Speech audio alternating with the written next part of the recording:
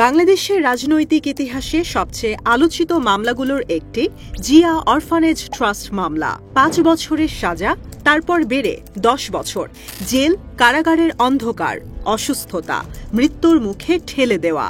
আর আজ সর্বোচ্চ আদালতের রায় বেকসুর খালাস পেলেন বেগম খালেদা জিয়া।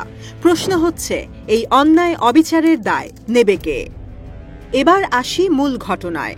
১৯৯১ সালে কুয়েতের আমির শহীদ রাষ্ট্রপতি জিয়াউর রহমানের স্মৃতি রক্ষা করতে বাংলাদেশের তৎকালীন পররাষ্ট্রমন্ত্রী আ.স.ম মোস্তাফিজুর রহমানের হাতে তুলে দেন এক বিশেষ অনুদান, প্রায় ৪.৫ কোটি টাকা।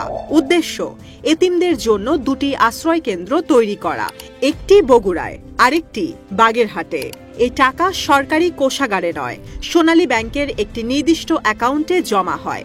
বাগেরহাটে এতিমখানা নির্মাণ শুরু হলেও বগুড়ায় জমি কেনার পর বাকি টাকা ব্যাংকেই থেকে যায়। ১ পয়সাও নড়চড় হয়নি, বরং সুদে আসলে তা প্রায় দ্বিগুণ হয়েছিল।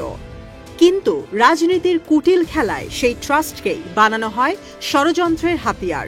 আওয়ামী লীগ সরকার দাবি করল এ টাকা ছিল প্রধানমন্ত্রীর এতিম তহবিল, অথচ বাস্তবে এমন কোনো তহবিলের অস্তিত্বই ছিল না।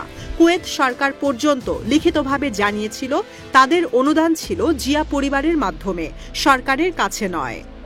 ২০১৮ সালে নিম্ন আদালতের বিচারক আখতারুজ্জামান খালেদা জিয়াকে ৫ বছরের সাজা দেন। আদালতে দেওয়া তার এক জবানবন্দিকে বিকৃত করে প্রচার করা হয় খালেদা জিয়া নিজেই দুর্নীতির কথা স্বীকার করেছেন, অথচ আসল জবানবন্দিতে তিনি প্রশ্ন করেছিলেন, দুর্নীতি আমি করেছি? হাইকোর্টে আপিল গেলে সেই সাজা দ্বিগুণ করে দেওয়া হয় ১০ বছরে।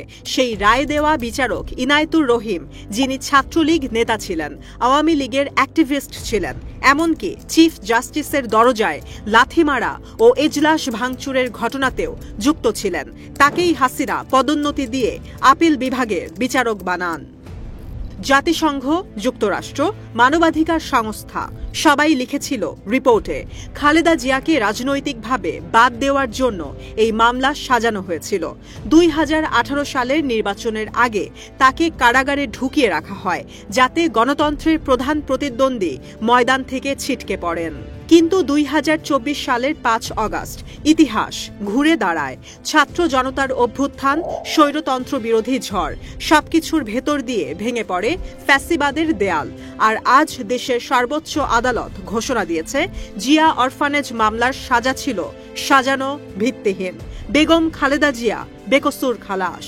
প্রশ্ন কিন্তু থেকেই যায়, এত বছর অন্যায়ের শেকলে বন্দি করে ৩ বারের প্রধানমন্ত্রীকে মৃত্যুর মুখে ঠেলে দিয়ে কে নেবে দায়?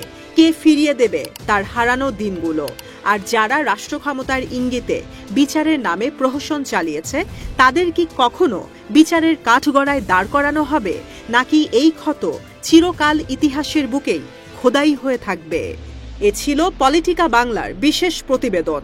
সত্য লুকানো যায় না, ইতিহাসের সামনে সবাইকে একদিন না একদিন দাঁড়াতেই হয়।